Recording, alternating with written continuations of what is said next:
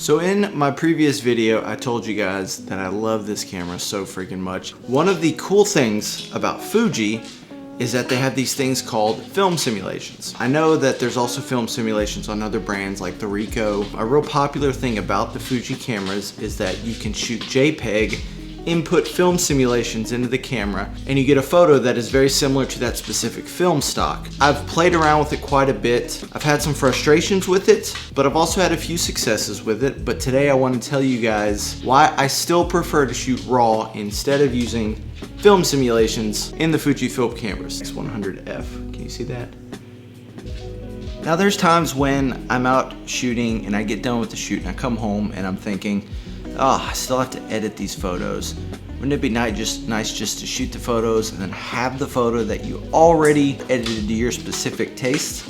Well, that's what you can do with the film simulations in this. There's a ton on the Fuji X Weekly app, I think that's what it's called, website.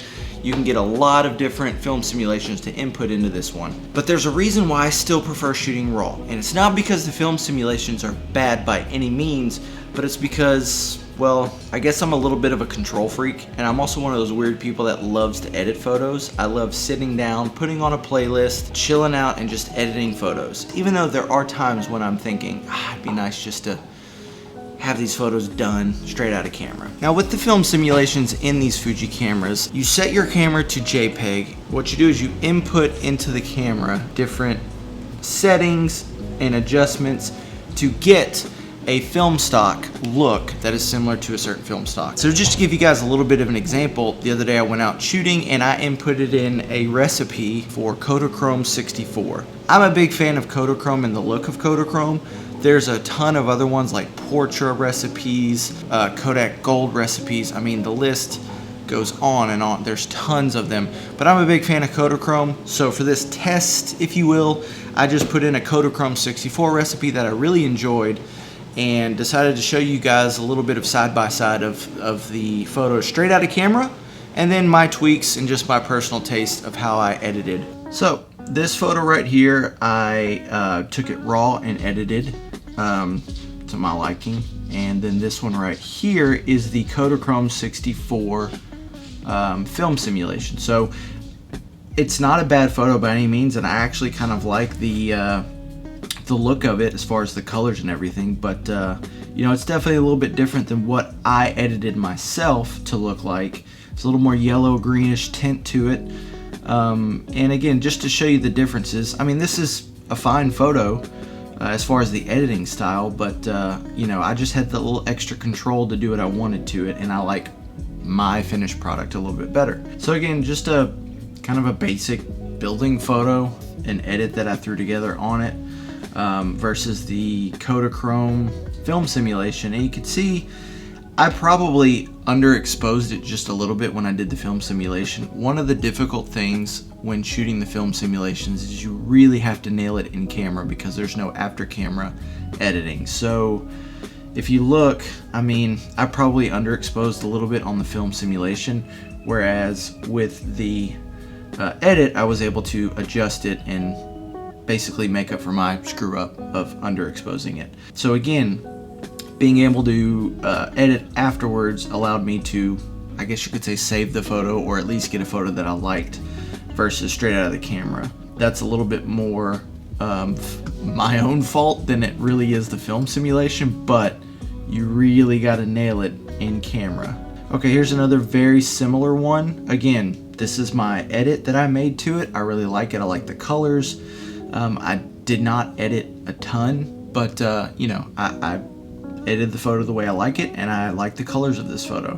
When you go over to the Kodachrome film simulation, again, I probably underexposed it because, well, you know, maybe I just suck as a photographer, but you really have to get it right in camera for it to really punch out. And this photo is very muddy and dark and underexposed in my opinion, compared to the edit I made. So again, the photo of me editing afterwards wins because, well, I probably just suck at taking photos. Here's another one.